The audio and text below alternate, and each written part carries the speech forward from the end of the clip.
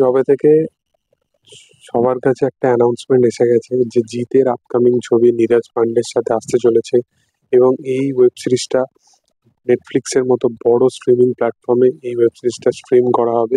Khakee the Bengal chapter এরকম একটা বড় প্রজেক্টে জিৎ এবং প্রসেন চট্টোপাধ্যায় দুজনকে একসাথে আমরা দেখতে পাবো, এবং মেবি শাশ্বত চ্যাটার্জিও এই কাজের মধ্যে যুক্ত থাকতে পারে। তো আগামী দিনে আরো বড় বড় নাম আমরা উঠে আসতে দেখতে পারি এই প্রজেক্টের মধ্যে, এবং ইভেন কলকাতার যে পোর্শনটুকু ছিল সেই পোর্শনটাও শুট হয়ে গেছে। এখন জিৎ এই কাজের জন্য মেবি মুম্বাই বা অন্য কোথাও শুট করেছে, এবং যে কলকাতার পোর্শনে যে ওই পুলিশের যে পোর্শনটা ছিল, যেটা ওই ব্যারিকেডটাকে সরিয়ে জিৎ এন্ট্রি নিচ্ছে, ওই পোর্শনটা তো ব্যাপক লেভেলে ভাইরাল হচ্ছে, এবং সবাই তাকে পুলিশ অফিসারের চরিত্রে দেখার জন্য মুখিয়ে আছে। এবং এর সাথে সাথে এখানে অ্যাক্ট্রেস হিসাবে যাকে প্ল্যান করা হচ্ছে বা যাকে আরেকজনের যারা নাম উঠে আসছে কাস্টিং হিসাবে, তো তাদের দুজনের যে নাম উঠে আসছে তার দুজনের কথাই বলবো। প্রথম কথা, জিৎ, প্রসেন চট্টোপাধ্যায়, পরমব্রত, এই নামগুলো কিন্তু কনফার্ম এই ওয়েব সিরিজে কিন্তু থাকতে চলেছে।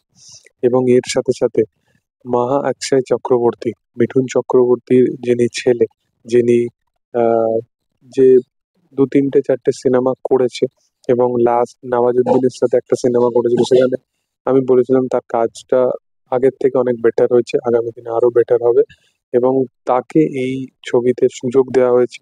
এবং তাকে যদি ভিলেন হিসাবে সুযোগ অন্য কোনো বাংলার ভালো ভালো ছবিতে দেওয়া হতো, সে কিন্তু ভালো কাজ করতো। যাই হোক, সেটা আলাদা ব্যাপার। কিন্তু তাকে এই প্রজেক্টটায় কিন্তু সুযোগ দেওয়া হয়েছে মা অক্ষয় চক্রবর্তীকে, মানে মিমো চক্রবর্তী এরকম সামথিং নাম তার। এবং এই সিরিজে অ্যাক্ট্রেস হিসাবে যাকে দেখা হবে সেটা হচ্ছে পূজা চোপড়া, যাকে গো গোয়া গনের মতো একটা প্রযোজিত ছবি সেখানে কিন্তু আমরা দেখতে পেয়েছিলাম। তো পূজা চোপড়াকে আমরা জিতের অপোজিটে দেখতে পেতে চলেছি, এবং একটা ফ্রেশ জুটি, যেটা হিন্দি বেল্টে একদম ফ্রেশ হিসাবেই জিতের একদম ডেবিউটেন্ট কাজ হতে চলেছে। এবং এর সাথে সাথে পূজা চোপড়ার সাথে কেমিস্ট্রি কেমন হয় এটাই হচ্ছে দেখা। এবং পুলিশের চরিত্রে যারা জিতকে বলো বা প্রসেন চট্টোপাধ্যায়কে বলো, এই দুটো মানুষ কিন্তু পুলিশের যে ওই অফিসারের রোলটা যখন নেভায় সেটা কিন্তু খুব রিয়েল লাগে।